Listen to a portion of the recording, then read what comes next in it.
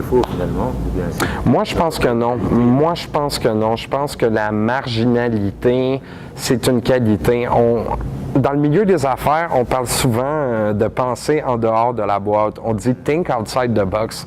Mais fondamentalement, si on veut penser en dehors de la boîte, il faut vivre en dehors de la boîte d'une certaine manière. C'est là que la marginalité apporte beaucoup. Ce que les gens qui ont les parcours normaux n'ont pas nécessairement la même vision que les gens qui ont des parcours sinueux. Ils n'ont pas la même créativité, ils n'ont pas les mêmes acquis de vie. Puis c'est là où les parcours qui distinguent un peu de la norme, je crois, enrichissent énormément notre société. Là.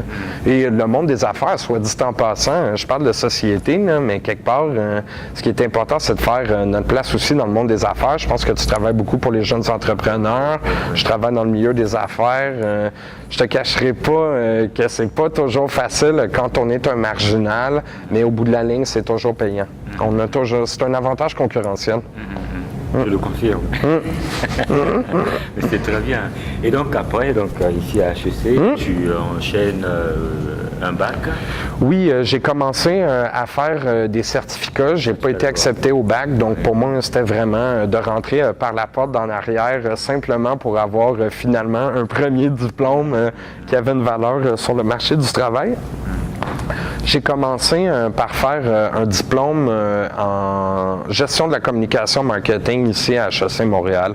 Puis, tu sais, ça a vraiment confirmé ma passion pour le comportement des consommateurs. Là, je me suis dit, OK, bon, j'aime trop ça, là, ça peut pas terminer maintenant. J'ai encore des choses à apprendre, j'ai encore des choses à apporter à cette discipline-là. Donc, je me suis dit, mon objectif, c'est devenu faire un bac. Puis comme tu vois, depuis le début, j'avais pas nécessairement de vision à long terme. Exactement. Puis tout le parcours s'est dessiné à mesure, à travers les obstacles, s'ouvraient de nouvelles opportunités. Tu sais, c'était pas la fin de quelque chose. Ça m'amenait dans une autre direction.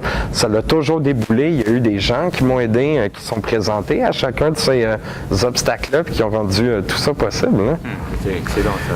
Puis c'est ça, de fil en aiguille, j'ai fait mon deuxième certificat, puis là, est arrivé le moment d'en faire un troisième.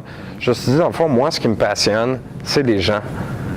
Qu'est-ce qui amène les gens à se commettre dans la consommation? Qu'est-ce que ça prend pour faire une décision? Puis je ne trouvais pas, dans le fond, ces connaissances-là chez mon alma mater à HEC Montréal. Fait que j'ai changé d'institution. Puis là, ça s'est bien fait. Puisque j'avais des certificats, finalement, j'ai pu intégrer un programme de manière un peu normale. Fait que j'ai été étudier la psychologie pendant un peu plus d'1 an et demi à l'Université de Montréal.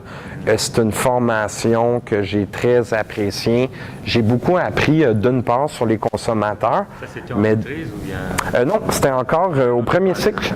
Oui. Okay. C'était le début d'un autre bac. Là. Tu vois, la notion de baccalauréat reste quand même très flexible. Là. Moi, j'ai bricolé ça au bout de la ligne. J'ai eu un diplôme, tout a été pour le mieux.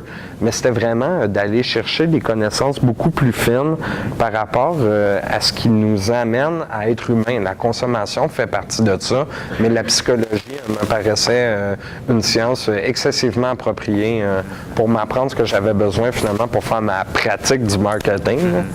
Notamment tout ce qui est processus de prise de décision. Exactement. Pour moi, c'est plus qu'une passion. Je pense à ça continuellement. D'ailleurs, je pense qu'en tant qu'individu, la décision, on en prend 15 000, 20 000 par jour. On est conscient de même pas un 10 millième de ces décisions-là, je te dirais. Donc, tu sais, c'était vraiment de voir. Puis, tu sais, mon parcours m'a amené à m'intéresser à ça quand j'y pense. Tu sais, je me demande s'il n'y a pas un certain élément de culpabilité qui ressort de ça. Autrement dit, je me suis souvent demandé, est-ce que j'ai pris les mauvaises décisions, tu sais? Est-ce que j'ai pris les mauvaises décisions? Je pense que oui, j'ai pris des mauvaises décisions. Tout le monde prend des mauvaises décisions. Au nombre qu'on en prend dans une journée, peuvent pas toutes être bonnes. Mais ce qui est important de voir, c'est que c'est pas la fin de quelque chose, c'est le début d'autre chose. C'est toujours la roue tourne, tu sais. C'est ça la beauté de la décision. Aussitôt qu'il y en a une, il y en a un autre, il y en a un autre, il y en a un autre. C'est de comprendre cette mécanique-là qui, en tant qu'être humain, nous amène à nous confronter vers ce que j'appellerais un futur incertain. On ne sait jamais ce qui va se produire, mais on fait quand même le calcul. Parmi les alternatives qu'on a, on va choisir celle qui maximise notre utilité, puis on va foncer. On va foncer, on ne sait pas si on a raison. Puis tu vois le parallèle avec mon parcours? Tout à fait. Foncer. C'est bien ça. Et donc, c'est le fait d'avoir foncé t'a conduit Oui. à la maîtrise. Effectivement. Et là, tu as fait de la recherche. J'ai fait de la recherche sur le comportement du consommateur, sur la psychologie de la prise de décision. Pour moi, c'est probablement une des œuvres, mon mémoire, dont je suis le plus fier et je serai toujours le plus fier. Effectivement, c'est bien frais. Je te remercie beaucoup de le souligner. Mais à travers ça, j'ai vraiment, si tu veux, généré des connaissances sur ce qui m'était le plus cher, ce qui m'allumait le plus, ce qui m'intéressait le plus comme individu. Puis tu sais, c'est rendu une partie de moi-même. Mon mémoire, je l'ai chez nous, je le regarde chaque soir, je regarde encore les résultats de la recherche, je fais des calculs statistiques différents. Pour moi, c'est magique. J'aime la prise de décision. C'est formidable. Oui. Je peux pas demander mieux, juste d'en parler. Là, je tressaille et tout, là, mais c'était vraiment d'étudier, dans le fond, dans mon mémoire, l'effet du toucher sur les décisions de consommation. Comment le fait de toucher des produits et de ne pas pouvoir les produire et de ne pas pouvoir les toucher, pardonnez-moi, affecte notre comportement. Puis mon optique, c'est une optique de commerce de détail, puis c'était de voir comment le toucher des objets affecte l'achat de services périphériques aux produits. Moi, j'ai étudié le cas des garanties prolongées, puisque j'avais une certaine préoccupation envers le bien-être des consommateurs. Les garanties prolongées, c'est un produit qui est excessivement populaire dans l'environnement de détail. C'est quelque chose qui permet aux détaillants de très bien vivre. La preuve, plus qu'une garantie, à peine une garantie prolongée sur 5 qui est achetée, va être utilisée. Donc pour moi, c'est super paradoxal. Pourquoi les gens prenaient la décision d'acheter quelque chose de complètement inutile? Une des réponses que j'ai trouvées, c'est que le fait de toucher les produits, ça amène ces produits-là à faire partie de soi, de notre concept de soi, de la manière dont on se définit, même avant que l'achat de ces produits-là se produise, simplement par le toucher.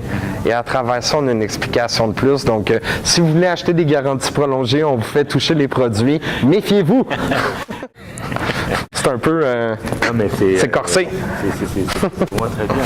Et donc, là, ce qui s'ensuit, c'est le doctorat. Oui, Tu vas entrer, oui, je suis plus déterminé que jamais. J'ai pris un petit break. Je travaille maintenant dans une agence où j'utilise mes connaissances dans le sondage de l'opinion publique. Donc, que ce soit les sondages politiques, les enquêtes de satisfaction, les sondages sur Internet.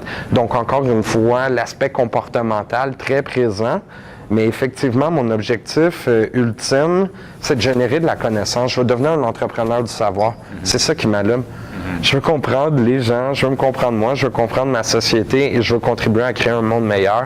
Et je pense qu'en étant professeur, c'est une chance de contribuer à notre milieu qu'on nous donne directement. Et encore une fois, tantôt on parlait de ressentir l'appel. C'est pour ça que j'ai été sur le marché du travail et je ressens l'appel. Donc, moi, je prends l'appel. C'est très bien ça.